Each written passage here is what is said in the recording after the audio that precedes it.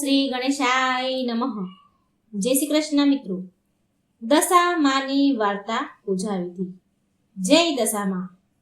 કળિયુગમાં જ્યારે મનુષ્ય આદિ વ્યાધિ અને ઉપાધિથી ઘેરાઈ જાય છે ત્યારે સુખ સમૃદ્ધિ અને શાંતિની શોધ માટે વ્રત ઉપવાસ અને વિધિ વિધાનોનો સહારો શોધે છે.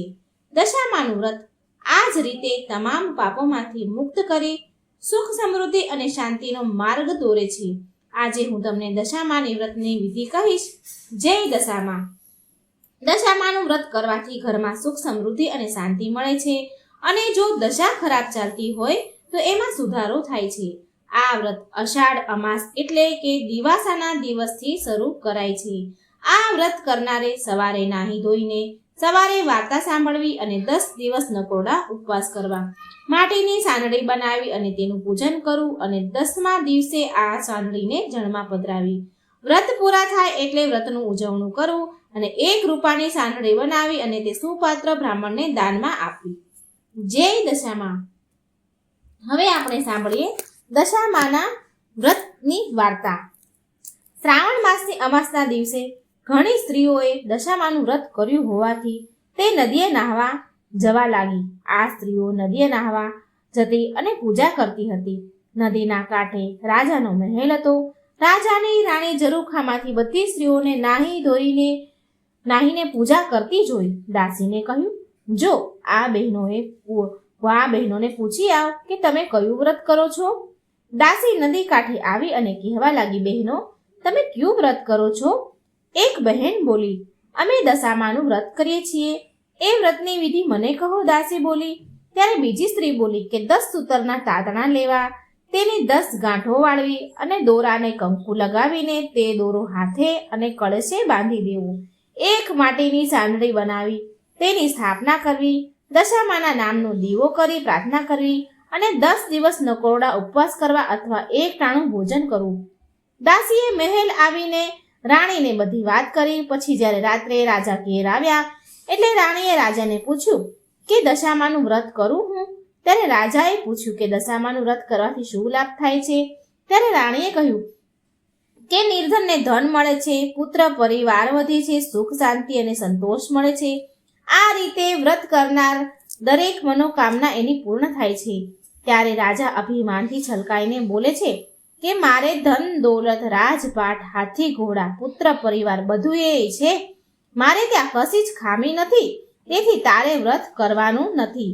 આ સાંભળી રાણીને ખૂબ જ ગુસ્સો આવ્યો. એ રિસાઈને ખાધા વગર પોતાના શયન ખંડમાં જ સૂઈ ગઈ. આ બાજુ રાજા ઉપર દશામાં કોપાયમાન થયા. રાત્રે દશામાં આવ્યા અને તેના આખા રાજમહેલમાં ફરી વળ્યા.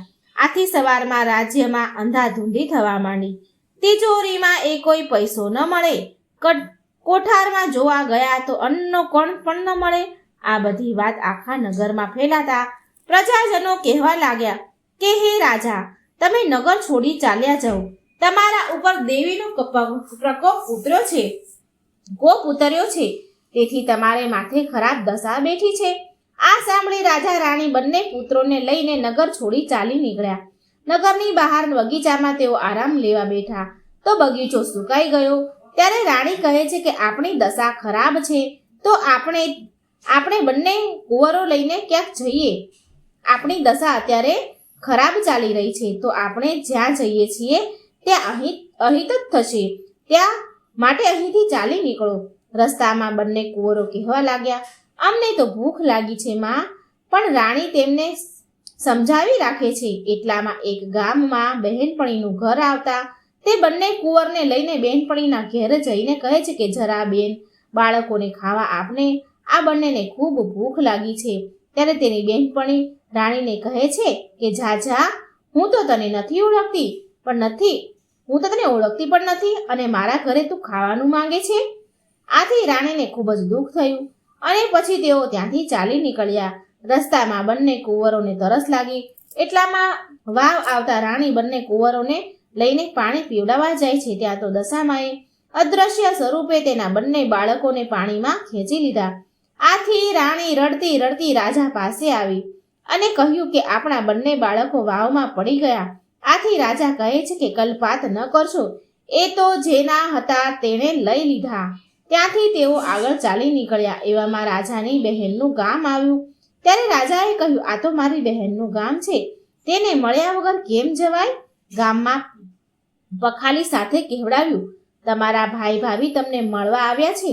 ત્યારે બહેનને વિચાર થયો કે ભાઈની દશા ખરાબ હોવી જોઈએ, નહીંતર મારા ભાઈ હાથી ઘોડા પાલખી સાથે આવે, ચોક્કસ તેમની દશા ખરાબ હોવી જોઈએ.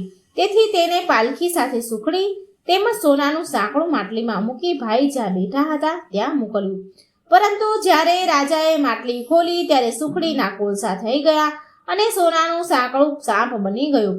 ત્યારે રાજા વિચારે છે કે માં જણી બેન કોઈ દિવસ ભાઈને મારી નાખવા માટે રાજી ન હોય, ચોક્કસ મારી દશાનું પરિણામ છે. તેથી રાજાએ માટલી ત્યાં જ જમીનમાં દાટી અને આગળ નીકળી ચાલ્યા. આગળ જતા એક નદીના કાંઠે એક ખેડૂતના વાડામાં ખૂબ જ તરબૂચ થયા હતા. રાણીએ કહ્યું કે ભાઈ, અમને એક તરબૂચ ખાવા આપો તો સારું.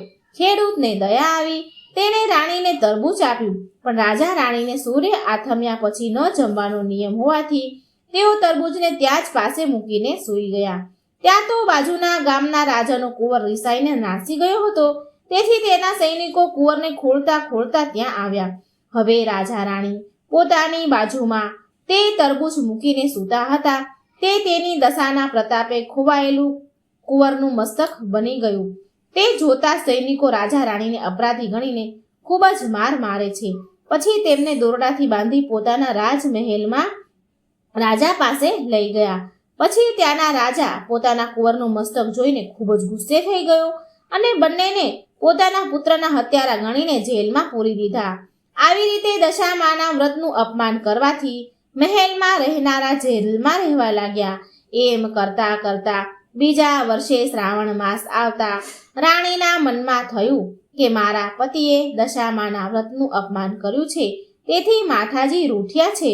માટે રાણીએ દશામાનું વ્રત કરવાનો નિર્ણય કર્યો. રાણીએ દશામાનું વ્રત ખૂબ જ શ્રદ્ધાપૂર્વક કર્યું અને જેલના ઉપરી જ ખૂબ જ દયાળુ હોવાથી તેની પાસે વ્રતનું ઉજવણું કરવાની બધી સામગ્રી મંગાવી અને સગવડતા પણ કરાવી. ઉપરીને રાણી પર દયા આવવાથી તેનું કામ કરી આપ્યું. વ્રતના જ ઉજવણા વખતે 10 મુઠ્ઠી ઘઉં ભરડાવી તેની લાપસી બનાવી, સર્વને પ્રસાદી આપી, પોતે પણ પ્રસાદ લીધો. પછી માતાજીની સાંઢણી નદીમાં પધરાવી. આ પ્રસાદ રાજાએ પણ ખાધો હતો. તેથી દશામાએ તેમની દશા પલટાવી નાખવાનો વિચાર કર્યો. પછી રાજાને દશામાં સ્વપ્નમાં આવ્યા અને કહ્યું કે હે રાજન, જેમને તે જેલમાં પૂર્યો છે તે તારા કરતા મોટા રાજ્યનો રાજા છે. તેને તારા પુત્રની હત્યા નથી કરી, પરંતુ તારો પુત્ર આવશે, માટે તું જેલમાં પૂરાયેલા રાજા રાણીને છોડી દે, તેમની ક્ષમા માંગજે. જો તું આ વાત સાચી નહીં માને તો જેવી તેની દશા થઈ છે એવી જ દશા તારી થશે. એમ કહી માતાજી અંતર્ધ્યાન થઈ ગયા. રાજાને પછી ઊંઘ આવી નહીં. તેથી તેણે સવારે વહેલા ઉઠીને પોતાના સ્વપ્નની વાત સર્વને કહી સંભળાવી. એટલામાં રાજકુંવર પણ માની કૃપાથી પાછો આવ્યો. રાજાએ ખાતરી પેલું કુંવરનું માથું જોયું તો તરબૂચ નીકળ્યું. પોતાનું સપનું સાચું લાગ્યું. તેથી તે પોતે જ જેલમાં જઈને રાજા રાણીને છોડી તેમના પગમાં પડી તેમની ક્ષમા માંગી, તેમજ રાજમહેલમાં લાવીને તેનો સારો આદર સત્કાર કર્યો અને પછી સર્વ હકીકત કહી સંભળાવી. આથી રાજા રાણીએ તે રાજાની રજા માંગી. રાજાએ હર્ષ સાથે હાથી, ઘોડા, રથ, નોકર, ચાકર વગેરે આપ્યું.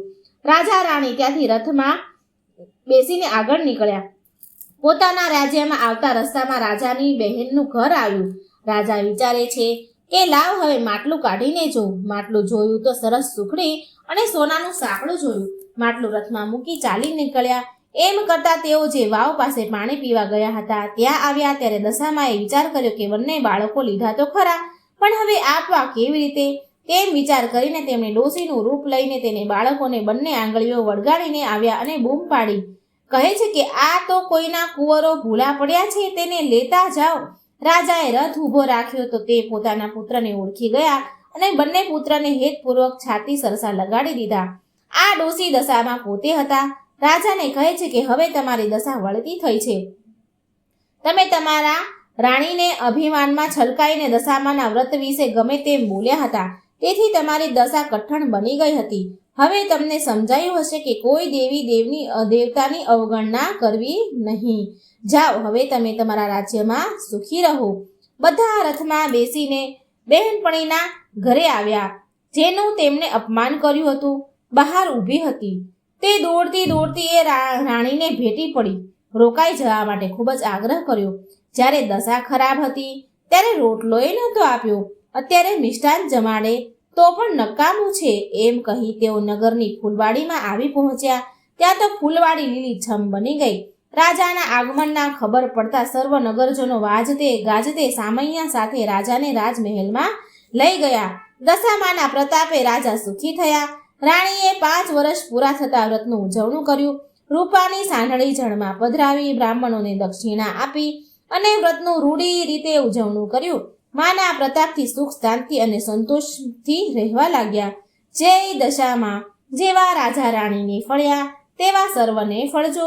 વ્રત કરનાર, વાર્તા લખનાર, વાંચનાર સર્વની દશા સુધારજો. સુખ સંપત્તિ અને સંતતિ આપજો. શ્રદ્ધા અને વિશ્વાસ પ્રદાન કરજો. જય દશામાં. મિત્રો, વાર્તા સારી લાગે તો વિડીયો લાઈક અને શેર જરૂર કરજો અને મારી આ ચેનલને સબસ્ક્રાઈબ પણ જરૂર કરી દેજો. જય શ્રી કૃષ્ણ. રાધે રાધે. Thank you.